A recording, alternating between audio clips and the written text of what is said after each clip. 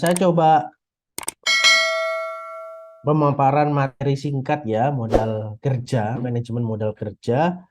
Eh, Manajemen modal kerja ini yang paling penting adalah suatu perusahaan itu ketika mendapatkan modal kerja, itu modalnya itu mengendap, stay atau berputar. Ya, kalau mengendap berarti ya nggak bergerak dong kerjanya. Nah, ini konsep modal kerja yang di awal itu harus diketahui terlebih dahulu. Ya, hampir setiap perusahaan, hampir semua aktivitas bisnis apapun, ketika perusahaan itu menerima tambahan modal kerja, mereka itu pasti akan memutarnya, menggerakkan roda operasi dari suatu aktivitas bisnisnya. Nah, mereka itu akan menghitung jangka perputarannya itu berapa lama, sebulan kah, 3 bulan kah, 6 bulan kah, atau setahun kah, atau mungkin 5 tahun. Tergantung modal kerja besarannya berapa dan diputarnya itu untuk pengembaliannya berapa lama. Nah, konsep modal kerja di awal itu seperti itu. Nah, ada beberapa pendapat modal kerja itu malah buat bayar operasional, bukan untuk tambahan aktivitas produksi. Nah, bagi saya, kalau semisal secara garis besar ya, secara garis besar kalau di lingkungan kita, di rumah kita, atau di keluarga kita, ketika kita mendapat pinjaman dana dari mungkin pinjaman online, atau mungkin dana lunar dari industri perbankan. Nah, itu fungsinya kan untuk apa? Bukan untuk membayar kebutuhan kita sehari-hari, bukan, tapi untuk apa? Mengelola uang tersebut untuk hal-hal yang lebih sifatnya produktif. Nah, tapi bagi perusahaan untuk kebutuhan operasional sehari-hari itu juga bisa. Contoh seperti membayar gaji karyawan, rekening listrik dan segala macam itu juga konsep modal kerja. Misal kalau misal perusahaan itu harus membayar gaji karyawan, rekening listrik segala macam, ibaratnya eh, dibuat belanja dulu bahan baku untuk produksi, baru modal kerja air dibayarkan untuk operasional. Nah, ini juga PR sebenarnya karena kalau semisal switch-nya atau perpindahannya itu nggak sesuai tempo, perusahaan itu juga akan menumpuk hutang eh, di operasional perusahaan karena operasional kan akan jalan terus. Kalau perusahaan itu nggak mem- mem- ibaratnya memaksimalkan modal kerjanya secara konsisten, ya dia akan menumpuk sebagai hutang ya, hutang gaji, hutang karyawan, hutang gaji karyawan, hutang listrik dan segala macamnya.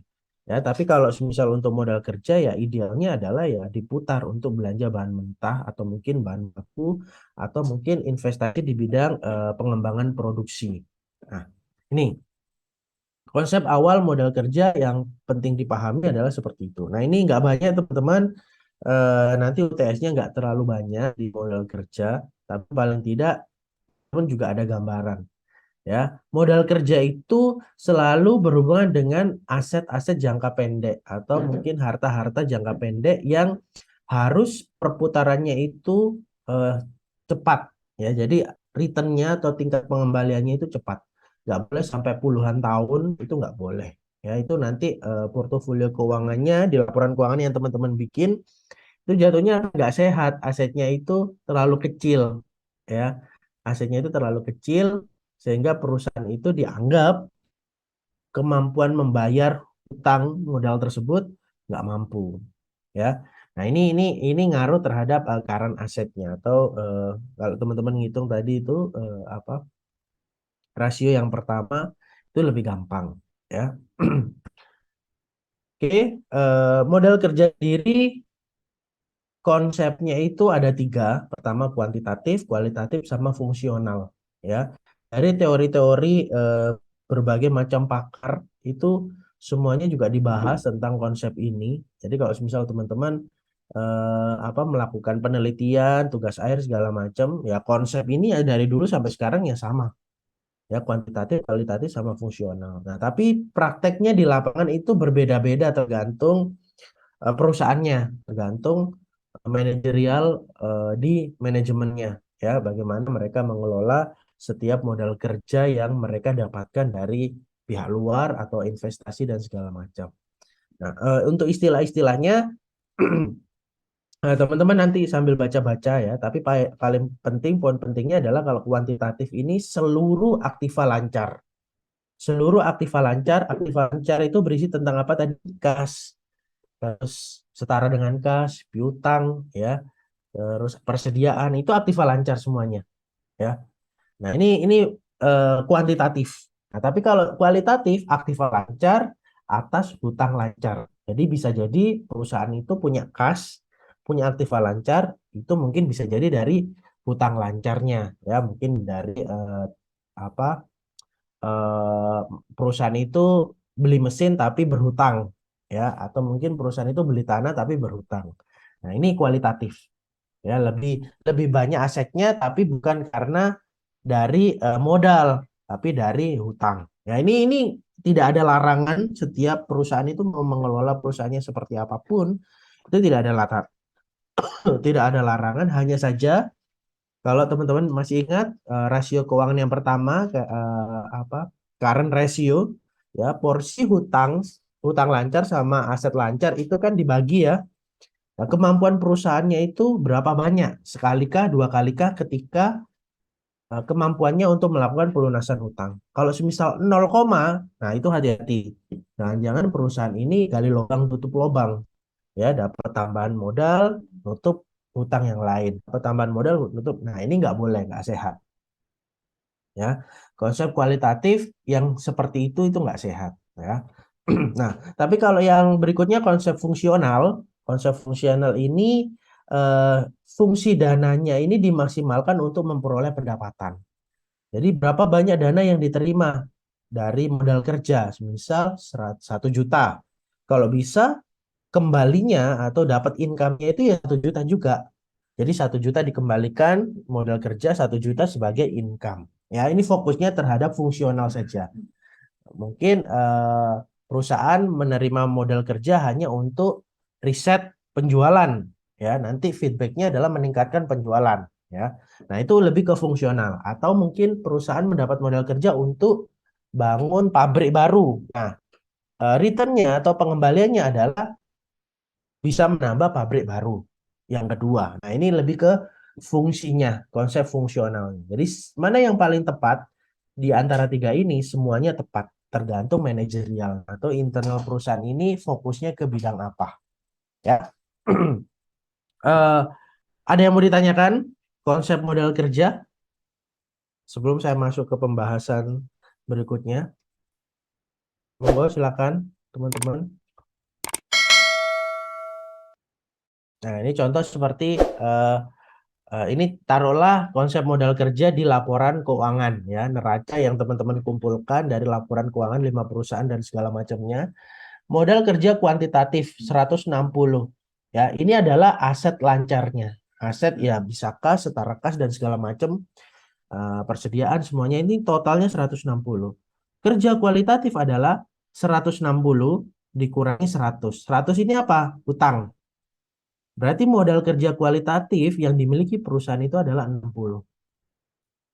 160 ini asetnya, tapi sisanya itu berhutang ternyata. Nah, ya, ini perbedaannya. Fungsional. Nah, fungsional ini adalah piutang dagang 75%, ya. Taruhlah perusahaan itu menjual suatu produk, suatu barang dan segala macam, tapi ada termin. Nah, ini adalah 75%.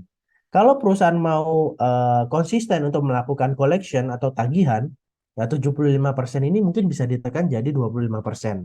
50%-nya adalah 50% sisanya adalah kas. Termasuk kas. Piutangnya berarti tidak terlalu besar. Nah, posisi kasnya ini jadi lebih besar, ya.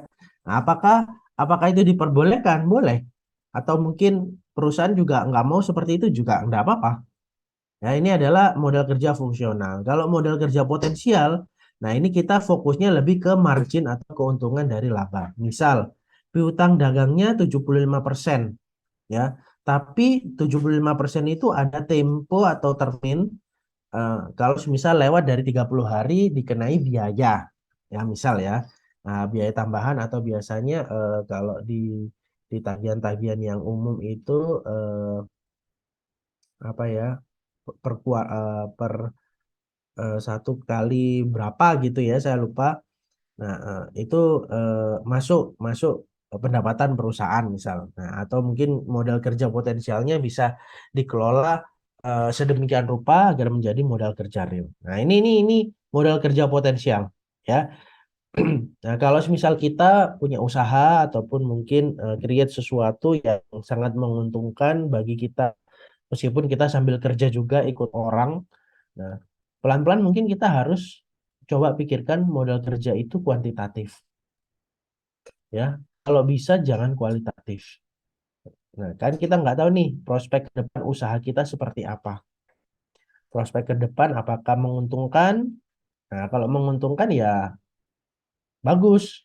Kalau misal merugikan, otomatis kan hutang ini tetap berjalan, ya. Ini, ya, ini fokusnya adalah kuantitatif. Nah, kalau misal nggak besar-besar pak usahanya, coba cari investor, partner kerja, ya, karena pekerjaan apapun kalau kita nggak punya partner itu pasti akan susah untuk melebarkan sayapnya, ya. Oke. Itu gambaran tentang modal kerja. Nanti kalau misal teman-teman ada kesempatan sambil baca-baca jenis modal kerja itu apa aja. Ada yang permanen, primer, normal, ya. Nah, ada yang apa, variabel, ya, berisi musiman, siklus atau darurat. Banyak jenisnya teman-teman. Modal kerja ini banyak jenisnya. Apakah penting kita menentukan modal kerja itu tipenya seperti apa? Nah, itu tergantung kita. Kita kita mau pakai yang model permanen atau mungkin variabel bisa berubah-ubah atau mungkin jenis-jenis yang lainnya. Tapi bagi saya konsep yang paling penting itu adalah di awal ini, ya. Bagi saya konsep konsep yang paling penting itu adalah di awal ini, ya, untuk menentukan kuantitatif, untuk menentukan kualitatif atau fungsional itu penting. Oke, silakan. Mungkin ada yang mau ditanyakan.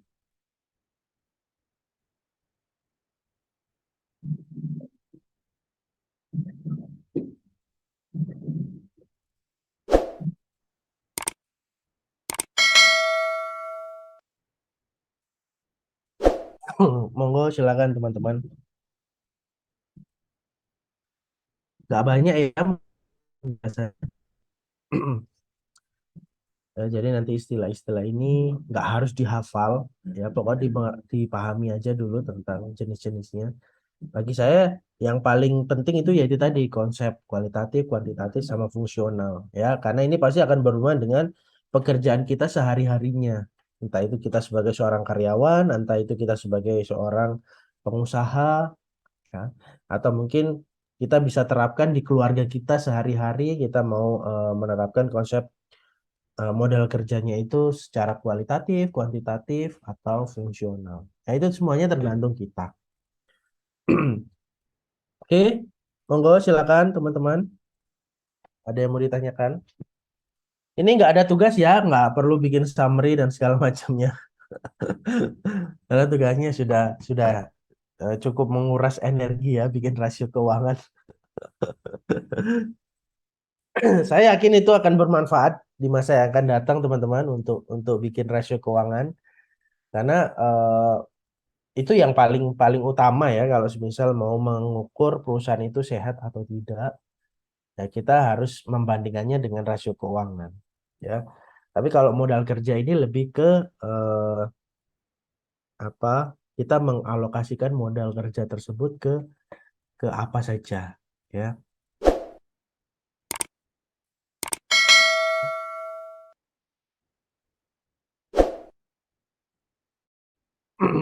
Oke, silakan teman-teman, monggo silakan.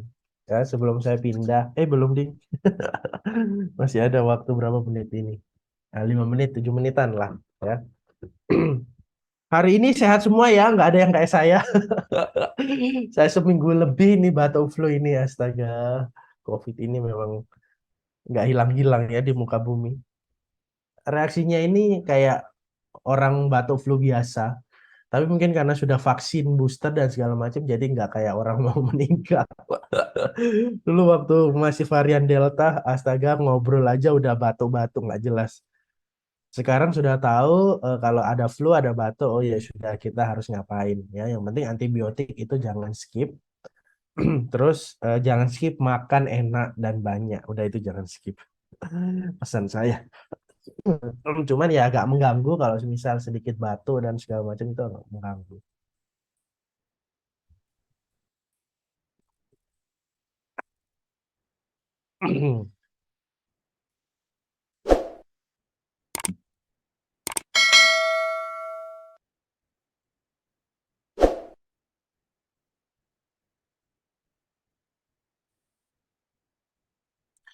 Silakan teman-teman. Kita ada yang mau ditanyakan? Monggo, silakan.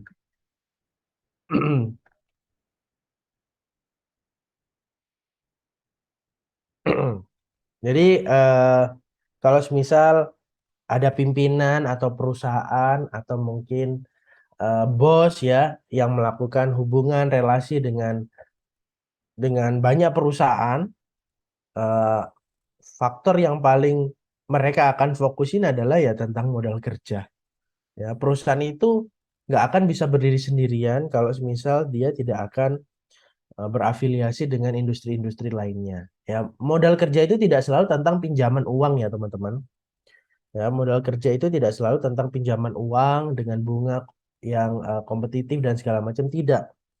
Kayak apa istilahnya ya, kelunakan-kelunakan dalam proses pelunasan itu bisa dijadikan bagian dari modal kerja. Contoh semisal biasanya saya itu dapat suplai barang itu kalau tunai saya bisa dapat harga khusus. Tapi kalau termin 15 hari saya nggak ada harga khusus ya, jadi pembayarannya normal mundur. Nah, tapi kalau perusahaan itu bisa mengelola modalnya dengan baik, dia itu bisa melakukan pembayaran lunas di depan. Karena kan dapat diskon khusus, taruhlah 5%. Nah, 5% ini bisa dialokasikan untuk modal kerja yang lain. Ya, ini yang sering dibikin oleh perusahaan-perusahaan retail industri seperti toko atau supermarket, supermarket, toko, eh, usaha dagang ya. Mereka itu fokus ngejar potongan harga ketika mereka bisa dapat harga khusus pada saat pembayarannya lunas di depan. Nah, ini bagian dari kebijakan juga ya ketika bos-bos ini melakukan pendekatan di produsen, supplier dan segala macam itu dapat harga yang kompetitif. Nah, ini eh, belajarnya bagaimana? Apakah selalu tentang teori? Tidak. Kita harus turun di lapangan. Kita harus turun di lapangan, kita harus ketemu orang, kita ya harus melakukan proses negosiasi.